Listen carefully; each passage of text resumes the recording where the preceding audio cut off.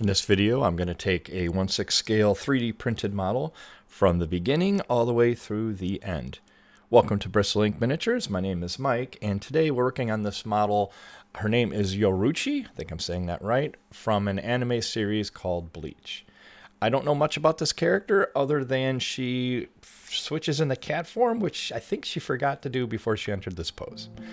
So, I'm going to start with gluing a couple pieces together here. Got her top and bottom torso glued together and her outstretched arm as well. Unfortunately, there's some significant gaps here you can see with the blade. So I'm going to fill these with a mixture of the resin that the model was printed with, and that's cornstarch. So I'm going to be going ahead and adding cornstarch to the resin and mixing that up. Now I went through and added probably, I don't know, 3 or 4 times I added the cornstarch until I got the consistency I wanted. So I needed a thick putty. If you just try to put the liquid resin into a gap that deep, it's gonna take forever. You're gonna keep putting resin in. It's gonna keep just flowing through the entire model because the gap is so significant. So the putty is the way to go. I'm using a silicone tipped little modeling tools here, or shaping tools. And the nice thing about this is, until you cure it, you can just work with this forever. It's the curing, obviously, that makes it hard. So you can take all the time in the world, work it into the creases and the gaps, and bridge the areas until you are happy with how it looks. And that's what I'm doing here. I'm going through in the beginning and just smushing it into the grooves, into the gaps, and then I go back here and just clean up all the excess resin. And then once that's done, I take a UV light and cure it, a couple minutes, probably on that curing. And then I'm doing the same thing here with the arm. The arm gap wasn't nearly as significant, but the arm is extremely visible, so it has to be obviously filled completely as well. And now I'm just taking some real fine sandpaper, I think it was probably 1000 grit, and then a file to reshape the line between her outfit and her skin there, just to make sure that's nice and straight. And here it's ready to be primed. I use a black primer out of a rattle can to prime the model black first. She's just temporarily tacked into place. Same with the base. Nothing is permanently glued other than the pieces we already worked on there. And here I'm just going around with a white paint works, white ink, and just doing a zenithal highlight. For models that have such dynamic poses like this one, it's really important that you have the model in the proper pose to make sure you get your light sources in the proper direction. Switching over to Sunset Red, this is pretty much my go-to for almost all skin colors. And I put this down first. Gives us just a nice undercoat, a nice starting point for, really doesn't matter what skin color, at least human skin colors. I won't know if I would use this for like a fantasy skin necessarily, but for human skin colors, this is a great place to start.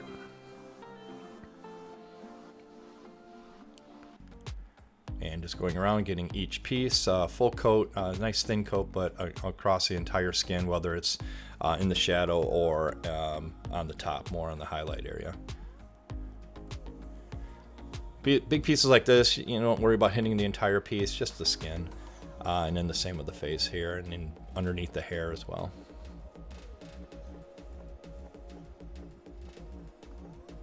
And then moving over to Dark Flesh here by Pro Acryl. I'm using this color to establish my darkest tone for my skin. And this will be basically the base coat for the skin. And I'm putting this on thin. In fact, if you look carefully, there's spots where you'll still see more towards the top of each piece, but you'll still see some of that red kind of shine through just a little bit. And that's really what you want. You want to put it on thin, and if there's little parts that are slightly exposed, that's actually very desirable to have more of a natural looking skin tone. I know I've probably said this many times over my videos, but thin coat is the secret here. You just really want to go nice and thin.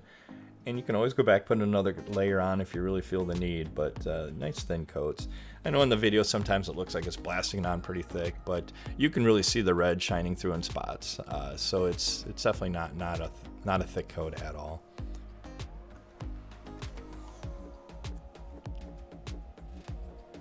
Moving on to a transparent red, and this is going to be for the shadow areas, the undersides, pretty much opposite of where the light source is going to be.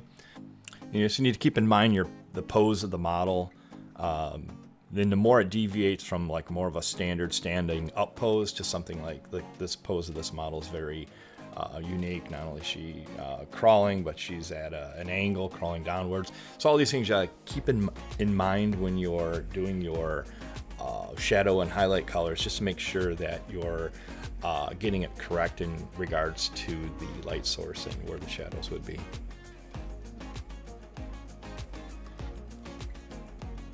Moving on to a shadow flesh, and this is going to be my first, not necessarily highlight color, but this is going to be my first lighter shade that will represent the direction of the light. So here again, I'm just making sure that I have each part oriented towards the light source as I put this color on.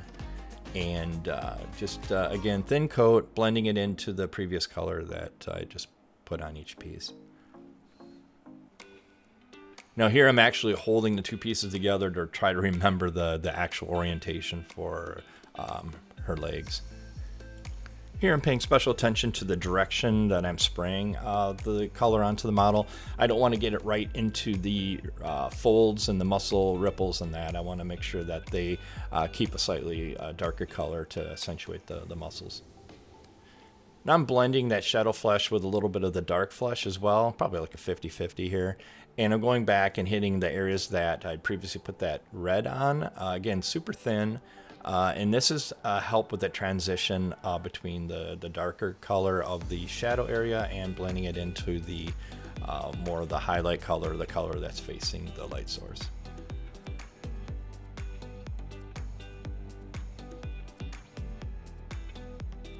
And you can see here it's really taking that red color and bringing it back into more of a realistic skin color.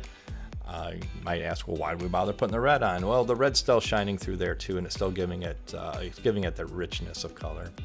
And now I'm going the other way. I'm taking the shadow flesh and mixing it with some tan flesh, and we're going to start pushing the highlights of the skin. So I actually placed this model in an orientation that would be very similar to when she's on her base. I think at this point I had the base somewhere else and I couldn't use it. But regardless, so it's just as long as you have the model orientated and close to the final position it's going to be. And then again, just honoring the direction of your light source to put your highlights in the proper spots. So any of the curved spots that are facing upwards are where it's going to get the most highlight. And I'll go over this several times, very thin coats, and just build this up slightly as we go. Of course, hitting the hand, this will be the top of her hand, the top of her forehead, and just getting her nose and a little bit of the chin. Her head is down, but looking up, like looking straight forward, so it's not going to catch a lot of light. And just going back, hitting this with, I believe now it's just the pure tan flesh, I believe it was, for our final highlight color.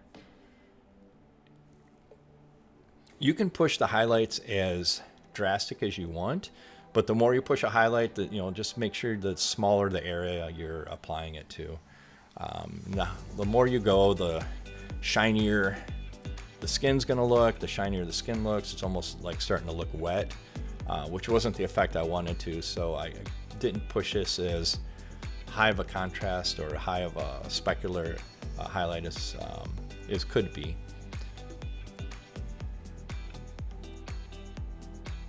And again, just putting that pure tan flesh on the top of the hand. And here I'm just barely clipping the forehead and the top of the nose there.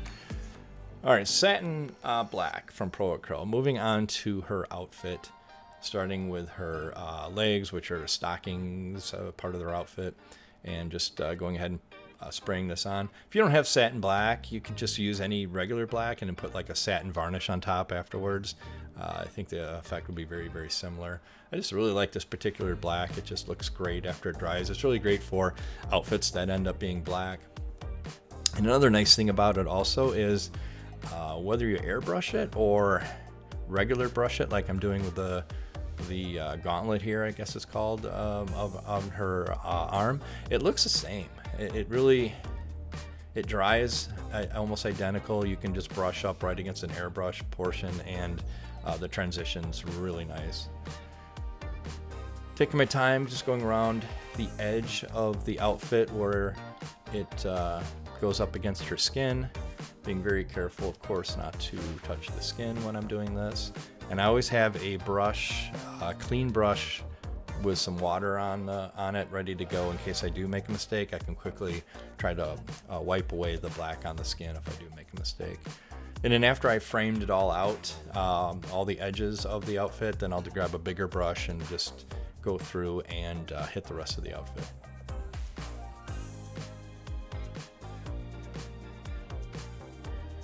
My brush strokes, I try to keep in the direction generally that the fabric would flow. Not always possible. And then around the edges where the legs will attach and that, I always make sure I go a little further than necessary into the sockets or the cavities there, just to make sure we have full coverage.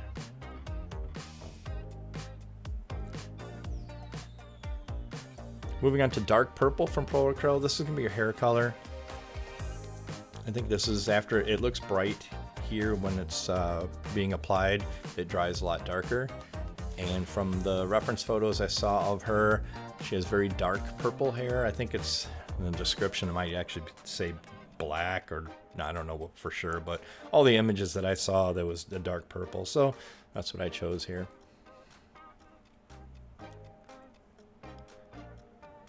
And this piece of hair here is really interesting. So it took quite a few different angles to hit all the strands. And her head, I'm just using a regular old brush to put this on, and just being careful, of course, not to touch the face. And it will dry there. As you can see, it's drying darker already. And I think I probably took 2 coats, 2 to 3 coats, I think, total to get the hair fully covered, or the part fully covered. I'm moving on to Ivory from Pro Acryl, and she's got like a little hair tie here in her hair, right where the larger ponytail piece gets applied. And here is probably 4 or 5 coats to get that covered up. Just let each coat dry in between. And then I'm using a burnt red, I think it's burnt red, also from Pro Acryl, for the ribbon or the tie string here that secures her hair tie in place. And just being careful, take my time, making sure I get that covered. Moving on to everyone's favorite part of the video, and also the most stressful part to paint, is her portrait. I'm using German gray for her eyelashes, the trim work around the actual eye. I like this German gray because when it dries, it's not such black. It's almost black, but it just has a little, hard to explain, just a little softness to it that I just think looks better overall than this looks really harsh black. Deck tan for the eyeballs. It's kind of my go-to here for eyeballs. It just dries a little off-white, and it's not so. It's the same reason I use German gray for black. Use deck tan for the white. It's just a little off of the brightness scale, if you will. And now I'm using that German gray, and I'm shaping where the iris is going to be, and just taking my time, and I sketch the kind of the outline first, and then once I have one eye, I'm happy with the first eye, then I'll move to the second eye and shape it the same way. Since her angle of her pose is downward and she's looking, her head's tilted up, looking up, I'm having her actual expression, or her eyes, also look up, so they're up towards the top of her eyeball.